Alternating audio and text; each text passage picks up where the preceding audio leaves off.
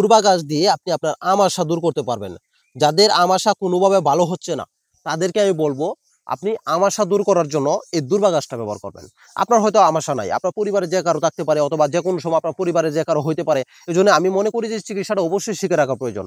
আপনি যদি এই চিকিৎসাটা শিখে রাখেন, আপনার হয়তো আমাশা হয় নাই বা আপনার পরিবারে যে কারো হইতে পারে, আপনার বাড়ির আশপাশে যে কারো হইতে পারে, আপনি যদি একটু তাদেরকে বলে দিতে পারেন তারা অনেক অনেক উপকৃত হবে।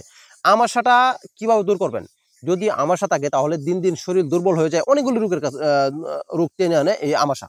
তো এটা দূর করার উপায় হচ্ছে আপনি কি করবেন, দুর্বা গাছের রস নেবেন আপনার 2 থেকে 3 চামচ এবং ডালিম পাতার রস নেবেন 3 থেকে 4 চামচ নিয়ে একসাথে মিশিয়ে আপনি খাবেন দৈনিক 3 থেকে 4 বার। দৈনিক 3 থেকে 4 বার এবার যদি আপনি 10-12 দিন খেতে পারেন তাহলে আপনার যত পুরাতন আমাশাই হোক না কেন এটা সম্পূর্ণ ভালো হয়ে যাবে ইনশাআল্লাহ, যত পুরাতন আমাশাই হোক না কেন। অবশ্যই ফ্রেন্ডস আপনি এটা অবশ্যই ট্রাই করবেন এবং অবশ্যই ভিডিওটা একটু শেয়ার করে দিবেন, কেননা আপনার একটা শেয়ারে এমনও রুগী আছে যে আপনার এই সমস্যায় দীর্ঘদিন যাবৎ ভুগতেছে, কোনোভাবে ভালো করতে পারতেছে না। সে যদি জানতে পারে তাহলে সে অনেকটা উপকৃত হবে এবং এই ধরনের নিত্য নতুন ভিডিও পেতে অবশ্যই পেজটি ফলো দিয়ে রাখুন।